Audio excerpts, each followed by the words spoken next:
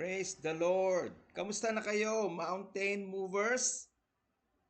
Kamusta na ang gawain ng Diyos diyan sa 644 MLQ Extension? Huwag niyong pababayaan, magpatuloy kayo sa paglilingkod sa Diyos at mag-aral ng kanyang salita, makinig ng kanyang mga salita sapagkat ito ay buhay at kalakasan sa bawat isa sa atin. Huwag niyong kalilimutan ang gawain dyan sa Bible study at pananalangin sapagkat napakahalaga niyan sa buhay natin sa mundong ito. Yan ang ating pinagkukunan ng gabay, lakas, pananampalataya na may katatagan, pagtitiwala sa tunay na buhay na Diyos na may gawa ng langit at lupa. Ang Diyos na nagpahayag ng kanyang kabutihan sa bawat isa sa atin. Bago ako magsimula ng konting exhortation regarding sa ating patuloy na gawain dyan sa Mountain Movers MLQ Extension, ay nais ko munang magpasalamat sa Diyos sa taong nakaraan sa ating mga buhay. Nagtagumpay tayo sa anumang pagsubok, problema, nagtagumpay tayo sa anumang tukso o insidente, aksidente, katulad nung nangyari kay Tito Wengweng. Ito ay dahil sa kasama natin ang Diyos.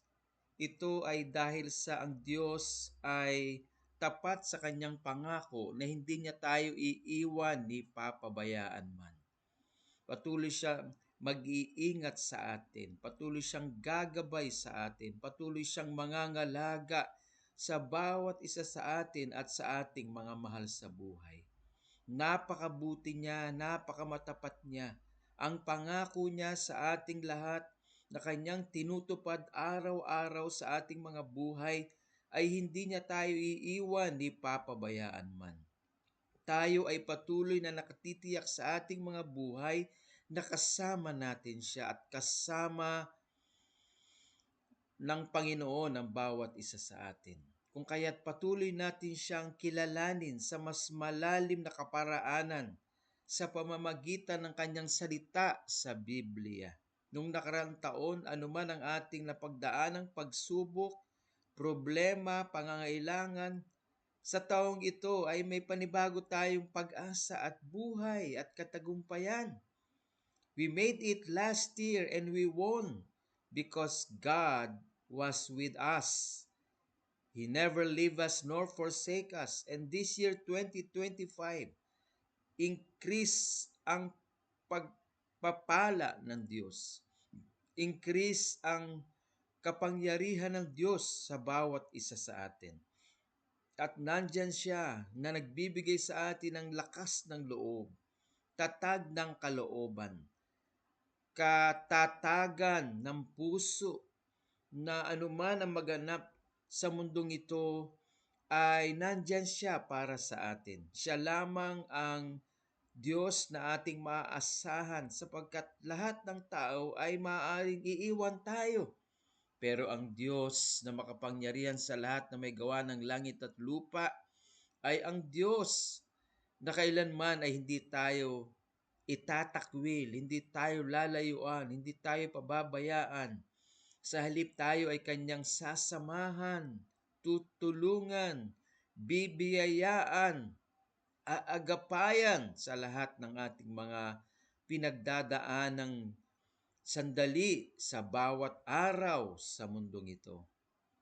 Kaya't magpatuloy tayong maglingkod sapagkat lahat ng bagay ay may hangganan, lahat ng bagay ay may katapusan. At the end of the day, ang Diyos lang ang nandyan para sa ating lahat. Ang Diyos lang ang nandyan upang tayo patuloy na alalayan at pagkalooban ng katagumpayan sa ating mga buhay.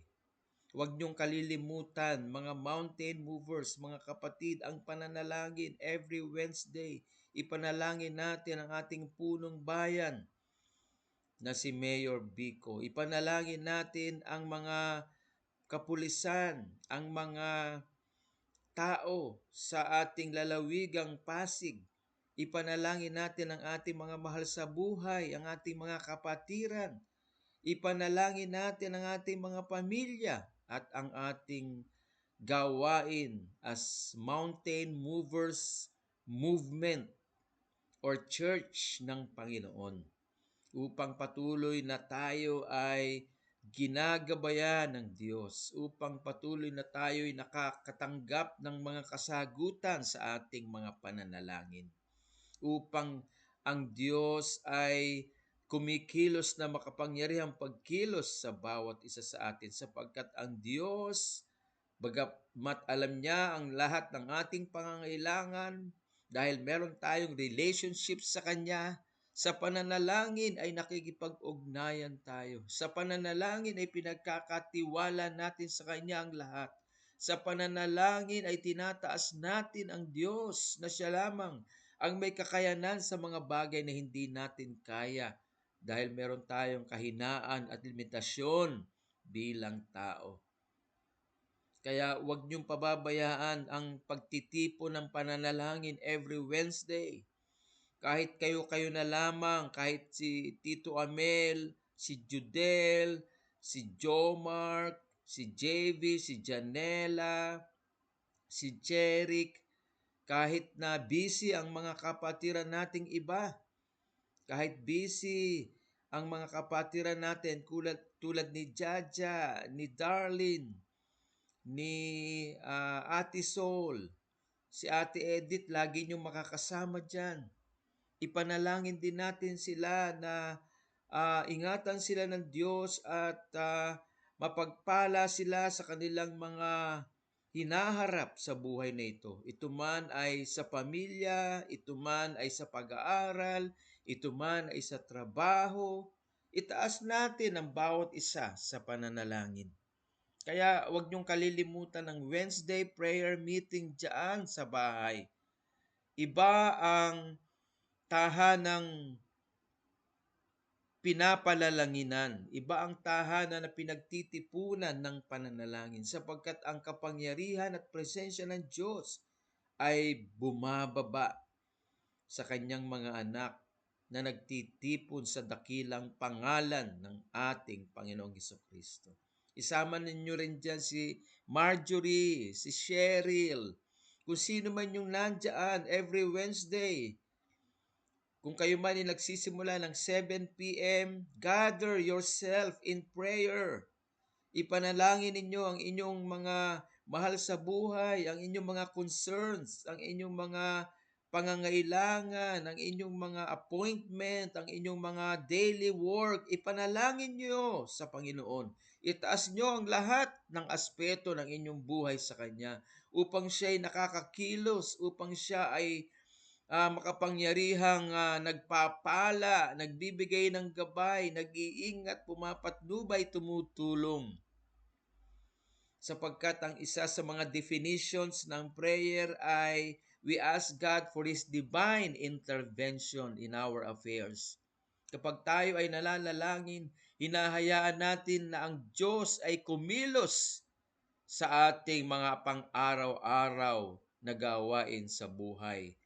Nahayaan natin na ang Diyos ay kumilos sa ating mga personal na buhay, sa ating mga mahal sa buhay, sa ating mga itinataas sa Kanya sa pananalangin. Hinahayaan natin siyang kumilos na makapangyarihang pagkilos. Pinahihintulutan natin siyang gumalaw na makahimalang galaw. Pinahihintulutan natin siyang magpala sa ating mga buhay. Pinahihintulutan natin siyang magtanggol sa ating mga buhay. Alalahanin natin na ang dyablo ng kadiliman sa mundong ito ay hindi natin nakikita. Kaya kung magtitiwala lang tayo sa ating mga sarili, siguradong magfe-fail tayo, because the flesh will fail us. Kapag tayo ay nagtiwala sa ating mga sariling kakayanan, magfe-fail tayo for sure. sapagkat ang kalaban natin na si Satanas at lahat ng kanyang kampon ay mga espiritu at hindi natin sila nakikita. Pero ang Holy Spirit ng Diyos na siyang nananahan sa atin na iniwan niya nung siya'y umakyat sa langit, ang sabi ng Panginoong Hesukristo, kung hindi ako aakyat sa langit at babalik sa aking Ama sa kanyang kaharian sa kalangitan, hindi bababa ang banal na Espiritu sa inyong kalagitnaan. At kapag siya'y bumaba, siya'y mananahan sa inyo at mananatili magpakailanman. Kaya ang banal na Espiritu ngayon ay nasa sa ating buhay at nananahan. At siya ngayon ang ating katagumpayan. Siya ngayon ang ating tulong. Ang mga masasamang espiritu na hindi natin kayang labanan at hindi tayo kailanman pwedeng magwagi sapagkat hindi natin sila nakikita, ang banal na espiritu ang ating tagapagtanggol. Ang banal na espiritu ang lalaban para sa atin. Ang banal na espiritu ang siyang magbibigay sa atin ng katagumpayan laban sa mga masasamang espiritu na hindi natin nakikita. Kaya wala tayong dapat na ipangamba, wala tayong dapat na ikatakot, wala tayong dapat na ipag-alala sapagkat ang banal na Espiritu ng Diyos ay sumasa ating buhay at tiyak na tayo ay magtatagumpay anumang laban na meron tayo bilang mga anak ng Diyos sa magulo at madilim na sanlibutan ito. Kaya magtiwala tayo sa Kanya. Huwag tayo magtiwala sa ating mga sariling kakayanan. Sapagkat lahat tayo ay may kahinaan, lahat tayo ay may limitasyon, lahat tayo ay merong hindi kayang gawin. But sa Diyos, all things are possible. All things God can do for us. He is not limited by time, by distance, even by space. Hindi kayang limitahan ng kahit na anong problema o pagsubok o hamon sa buhay ang Diyos. Ang Diyos ay makapangyarihan sa lahat na may gawa ng langit at lupa. Siya ang humirang sa atin. Siya ang pumili sa atin. Siya ang nagbago ng ating buhay. Kung kaya't patuloy tayong makipag-ugnayan sa Kanya. Patuloy tayong makiisa sa Kanya. Patuloy tayong magtiwala sa Kanya. Lahat ng bagay sa mundong ito ay may hangganan, maging ang ating mga buhay. Pero salamat sa Diyos, whatever happens in this troubled world, nandyan ang Diyos para sa atin. At the end of the day, we will be with Him in eternity forever and ever. Because God desires to be with us, not just here on earth, but also in eternity in the heavenly realm. Kaya salamat sa Panginoon sapagkat pinili niya tayo, hinirang niya tayo, gagamitan niya tayo sa ating mga kaibigan, sa ating mga kakilala, sa ating mga kaklase, kung kayo man ay mag-aaral, sa inyong mga katrabaho, sa inyong mga kaibigan, kapitbahay, upang ibahagi ang kabutihan ng Panginoong Hesukristo. Upang makilala nila si Jesus at sambahin nila si Jesus sa Espiritu at katotohanan. Sapagkat iba ang sinasamba ng mga taong walang pagkakilala sa Diyos. Maraming tao sinasamba ang pera. Maraming tao sinasamba ang mga iba't ibang spirito sa mundong ito. Kumukonsulta sila sa mga albularyo, kumukonsulta sila sa mga mangangaway, kumukonsulta sila sa mga espiritista. Pero kailanman ay hindi sila kumonsulta sa buhay ng Diyos ayon sa kanyang salita. Mabuti na lamang nakilala natin siya at mayroong pag-aaral ng salita ng Diyos dyan sa ating 644 MLQ extension. Sapagkat sa pamamagitan ng kanyang salita, nakikilala natin siya. Unti-unti, nauunawaan natin kung sino siya at kung gaano niya tayo kamahal at kung gaano niya tayo pinaghandaan ng magandang kinabukasan. Hindi lamang sa mundong ito, kundi sa pangalawang buhay sa kanyang kaharian, magpakailanman. Kaya mahalin natin siya sapagkat gayon na lamang ang pagmamahal niya sa bawat isa sa atin. Ibinigay niya ang kanyang bugtong na anak na si Jesus upang ang sinumang sumampalataya kay Jesus na ito na nabayubay sa krus ng Kalbaryo ay hindi mapahamak, bagkus magkaroon ng buhay na walang hanggan. Ano pa ba ang hindi kayang ibigay ng Ama, ng Diyos na may gawa ng langit at lupa, kung mismo ang kanyang bugtong na anak na si Jesus ay naibigay niya sa ating lahat, sa ating ikaliligtas at ikapagpapatawad ng ating mga kasalanan? Meron pa ba siyang hindi kayang ibigay kung yung kanyang bugtong na anak na si Jesus ay naibigay niya? Meron pa ba? Kaya ang sabi ng Romans chapter 5, kung ang kanyang bugtong na anak na si Jesus ay naibigay niya, hindi kaya't kalakip ang lahat ng bagay sa ating mga buhay bilang sagot nung ibinigay niya ang kanyang kaisa-isang anak na si Jesucristo? Kaya lahat ay ipinagkaloob na ng Diyos sa bawat isa sa atin. Matatanggap na lamang natin ang mga pinaghanda ng Diyos sa ating buhay according to the measurement of our faith.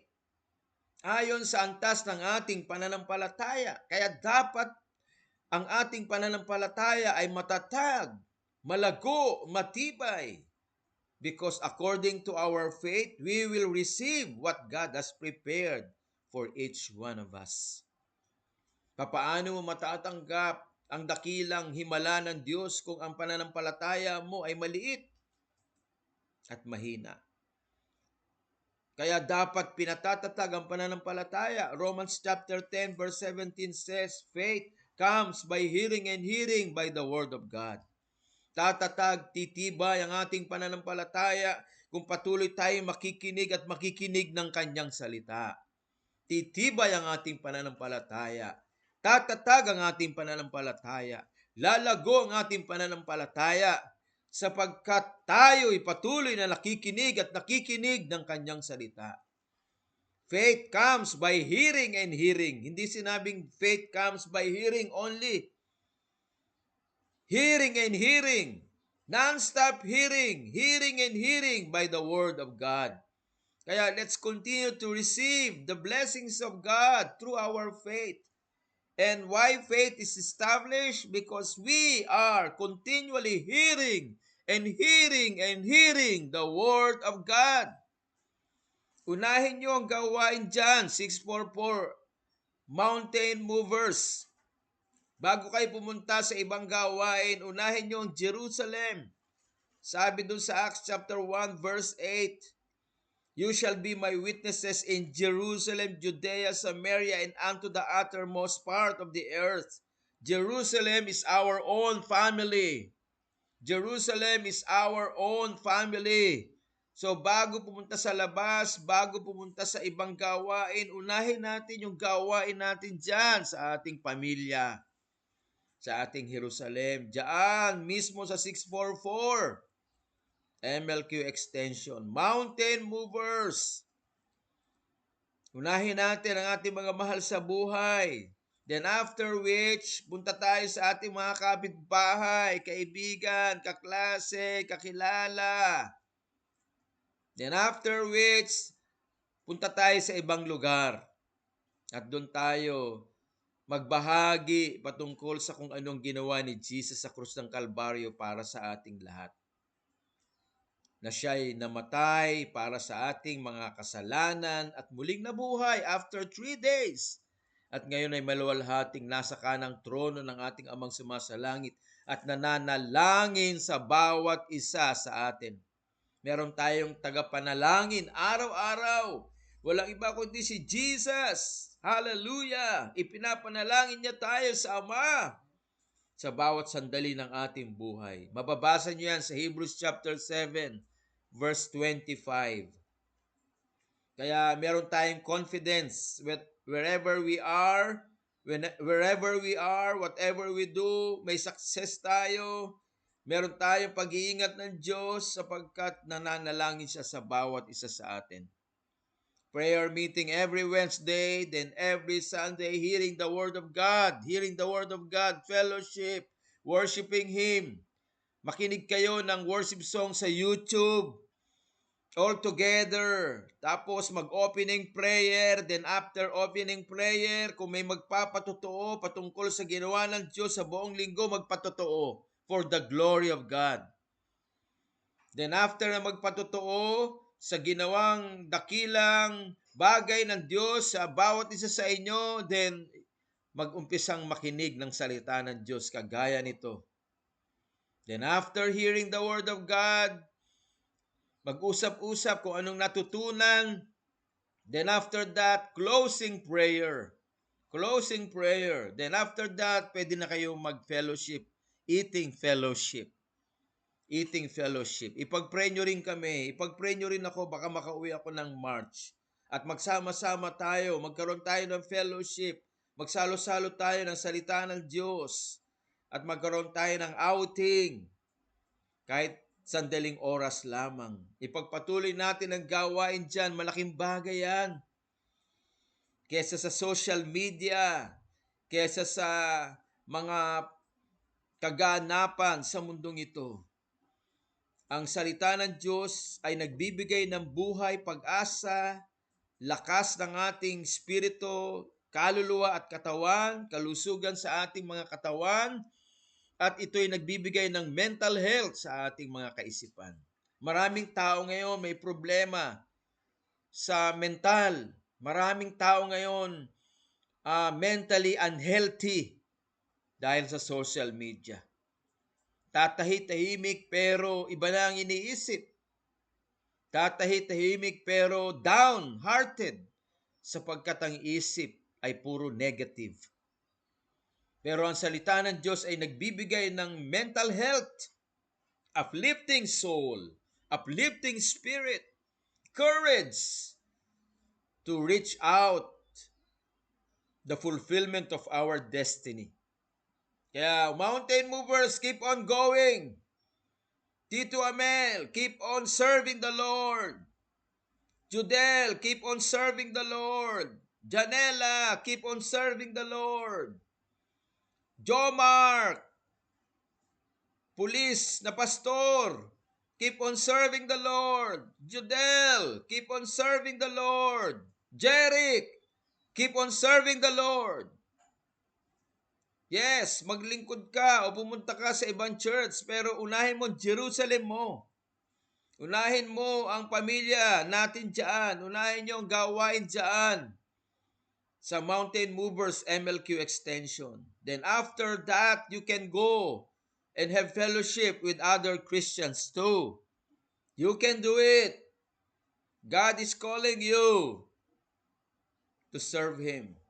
Lahat kayo ay may pagkakatawag sa Diyos. Imagine ninyo si nanay, si tatay, bago sila makauwi sa tahanan ng ating Amang sumasalangit sa kanyang kaharian, nag-desire na mabili natin yung portion ng lupa dyan para mapatayuan ng church. Imagine ninyo ang huling kahilingan ni lola ninyo, Sir, bili na natin ang lupa na natitira dito sa bahagi ng ating lupa. Pagsikapan mo para mapagtayuan natin ang church. Imagine ninyo yung bili ni nanay. Bakit? Sapagkat nakita niya ang pagbabago sa buhay natin. Nakita niya ang Diyos sa kanyang buhay kung kaya't nagbago siya. At ngayon ay nagtitiwala tayo na siya ay nasa piling na ng ating Diyos na may gawa ng langit at lupa. Maging si tatay. Hallelujah! Nag-desire na makapagtayo ng church dyan para maraming pamilya, maraming kabataan na makakilala sa Diyos at mabago ang buhay. Hallelujah! Kagaya ng pagbabago na ginawa ng Diyos sa aking buhay. Na-witness niya yung buhay ko. Na-witness niya kung paano ko binago ng Diyos. Kaya huwag niyong pababayaan ang gawain dyan. Sa halip ay pagsimikapan nating lumago, maglingkod tayo, at magsikap na naway mabili natin yung lupa dyan at matayuan ng church. Upang dyan tayo magpupuri sa Diyos, sasamba, maglilingkod ayon sa kanyang kalooban. Kaya mountain movers, keep on going serving the Lord. Hayaan natin siyang kumilos sa ating buhay. Itaas natin sa kanyang lahat. Amen. At maging si ah, Jasper, si Jesse, yan. Si sino ba yon? Nakalimutan ko na yung gwapo dyan. Sino ba yung gwapo? Mami? Me? Si, nakalimutan ko na tuloy. Anyway, God is good all the time. Amen? Amen. Hallelujah, hallelujah. Thank you, Lord. Praise God. Hallelujah. Thank you, Jesus. Hallelujah. Huwag niyong pababayaan ang gawain dyan. Magpatuloy kayo. Amen? Praise God. Hallelujah. Tayo manalangin. Amang Diyos na makapangyarihan sa lahat. Maraming salamat po, O Diyos, sa oras na ito na muli po naming napakinggan ang iyong salita. Patuloy po kayong maluwalhati sa lahat ng aming iisipin, sasabihin, ititingin ng aming mga mata at sa aming paglilingkod, Panginoon, patuloy na mabigyan ka namin ng karangalan sa aming mga buhay. Salamat po sapagkat patuloy niyo kaming iniingatan, pinagpapala, pinagkakalooban ng kalakasan araw-araw, pag-iingat, gabay, mga pagpapalang hangin, tubig at pagkain. Salamat po sa pag-iingat mo sa aming lahat araw-araw. O Diyos, itinataas namin sa iyo ang aming bayang Pilipinas. Patuloy na ikaw magpala. Pangunahan yung aming presidente, vice-presidente, mga senador, congressman, gobernador, mga mayor, maging ang mga konsihal, barangay tanod, kapitan, at ang buong sambayanan ng Pilipino. Makilala po kayo ng aming mga kababayan mula sa Luzon, Visayas at Mindanao at sambahin kanila sa espiritu at katotohanan. Makilala kanila, Panginoon, na ikayo ang may bigay ng buhay sa amin araw-araw. Salamat po, Panginoon. Ito po ang aming dalangin na may katagumpayan. Pagpalain niyo ang aking mga kapatid sa Mountain Movers. O God, pagpalain niyo ang Zamora, Ribagay, Angati family.